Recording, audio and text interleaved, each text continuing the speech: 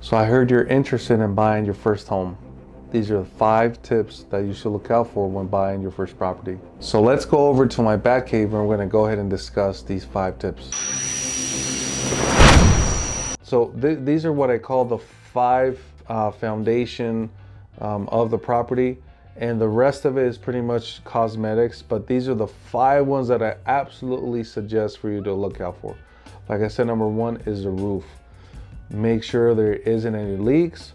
You want to make sure, or when you get it inspected, how old is the roof? How much life does it have in it? If there is a roof that is pretty much at its end of its lifespan, you're gonna want to stay away from it.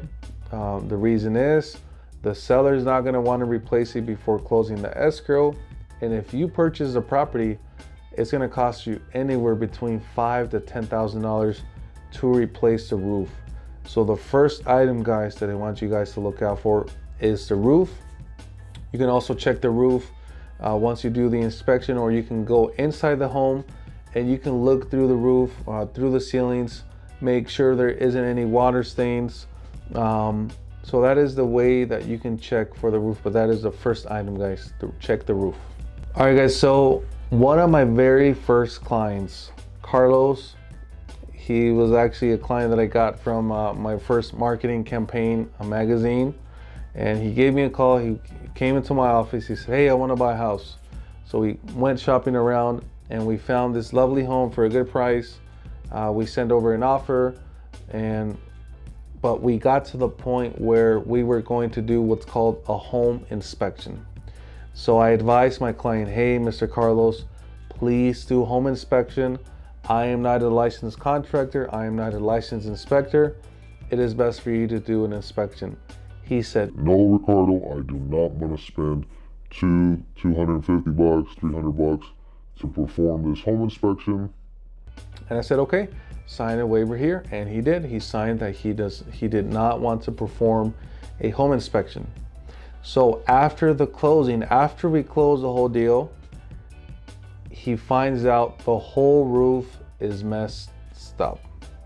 So he actually spent about $6,000 replacing the roof. So the property was actually a remodel. The whole property on the inside was remodeled. The tile, the bathrooms, the kitchen, the granite, but the investor forgot to replace the roof. And like I said, it was already at the end of its lifespan. So guys, check your roof, and you check the roof by paying for an inspection. Home inspections are based on the square footage. And for this home, it was about $250. So it may seem expensive to spend between $250 to $350 on a home inspection, but this is a perfect example of why you need to do a home inspection. So in the long run, my client actually had to pay thousands of dollars more. So guys, don't be cheap. Just go ahead and pay the home inspection, get your shift clear, just to make sure you know what you're getting into and make sure what you're buying. So guys, I'm going to emphasize this again. Get a home inspection. It will be a huge financial burden on you and your family if you don't decide to spend a couple $100 up front. If not, it will, like I said, it will be a financial burden in the long run, because it will cost you between $5,000 to $10,000 to replace a whole roof. And who has $5,000 to $10,000 laying around under their mattress? I don't know, not too many people. So guys, do a home inspection so that they can check your roof. The second item, guys, that I want you guys to look out for when buying your first home, it is the foundation. There's a lot of parts in North Las Vegas, or some parts in North Las Vegas, or a lot of parts in Pahrump. If you've been out to Pahrump, you know what I mean. Over time, the dirt starts to shift, and you will see many cracks in the foundation. A lot of the Pahrump properties have this, and like I mentioned, in North Las Vegas, there's some parts where the dirt starts to shift and the foundation starts to crack. If by any means you stumble across any foundation issues, I've also shown a property where there was a bunch of pine trees that were planted directly next to the home, and guess what happened to the foundation? A lot of the foundation was it was like a roller coaster inside the house. You would go up and down. So that is the second item, guys, that I need you guys to check. Foundation will cost you far more beyond the roof. It will cost you anywhere between $10,000 to $30,000, $40,000, because essentially the foundation, what they have to do, they would have to lift up the home with some sort of hydraulics, and then replace the whole plumbing, the whole foundation. So guys, like I said, pay for a home inspection, spend a couple $100 to check your foundation, make sure it's a firm foundation, make sure there isn't any bumps in it. So that is the second item, guys, that I need you guys to check out for. So guys, there's something I want to show you. There is a tip that you can do yourself if you want to check to make sure you don't have any foundation issues. So what you do, you grab the pen and you throw it, you drop it on the ground. And if for any reason the pen starts to roll in either direction, it means that you have some sort of unstableness in your foundation. So very simple, guys, grab a pen, throw it on the ground. If the pen rolls for a long time or very far either direction, guys, you have foundation issues. But still, pay a professional, get a professional home inspector to inspect your property. So if you've enjoyed the first two tips, make sure to like and subscribe my videos so that the YouTube algorithm can help push my videos out to other viewers like you. The third item that I want you guys to look out for, very simple, it is the electrical. So I don't like to mess with the electrical because you can get shocked, but then again, you're going to hire the same guy. So the same guy that checked on the roof, that checked on the foundation, will do with the home inspection, will check all the electrical work. So they grab a little machine and they connect it to all the outlets, make sure all the outlets have powers, and make sure that especially your power panel is either up to date or it's in good condition. To replace a power panel, this is what would need to happen. You will need to shut off the power from the property completely. It would be maybe about a month, a couple of weeks. You need to replace, you turn off all the power from NV Energy. They come in, they install a new power panel box, and then it has, with this, you need to do permits and all the, you need to have permission from the city to be able to upgrade your panel. And then the electrician needs to come connect all the cables again to the same panel. Once it's complete, they will call for the final inspection. The city will come. If the city okays it, they will give you a sticker and say the meter is actually ready, the power panel is ready for power. So once you have that, then you do a connection again with NV Energy, which takes about 2 to 3 weeks just for them to come back again and connect it. So they will come back again, and all of this will run you between $3,000 to $5,000 to replace. So your power panel. Also, if you have an older home, you will have issues with a lot of the old cables. So yeah, guys, make sure that they check the whole electrical system. Like I say, the power panel, your outlets, the cables, and if you have an older home, make sure that all these items are checked. The fourth item that I want you guys to look out for, it is your plumbing. So plumbing is very important, and I want you guys to take a consider this. A lot of the older homes, if your home was built older than the 1980s, you will have what's called a cast iron sewer line. So over the years, the cast iron, we found out that a lot of the cast iron with time starts to collapse.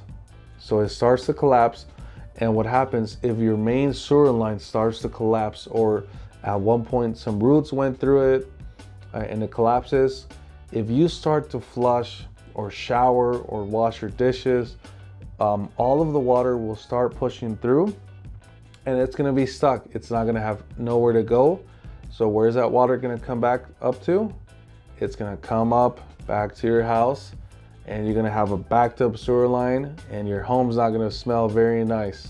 Okay, so if you're buying a home that's older than 1980, you want to ask the owner, hey guys, was the sewer line replaced at one point? Also, the other item that falls into the plumbing, it is your water line. So the water line comes from the city water meter, and it comes through, and it's a little bit thicker. It's about 2 inches. And what that does, so from the main water line from the city, it comes with a certain amount of pressure. So the bigger your main water line is, that's what gives the pressure to the whole house. So with time, before they used to use a lot of copper. So copper with time, it starts to erode. There's a lot of mineral holding in it, and it starts to turn kind of green, and then with time it just collapses.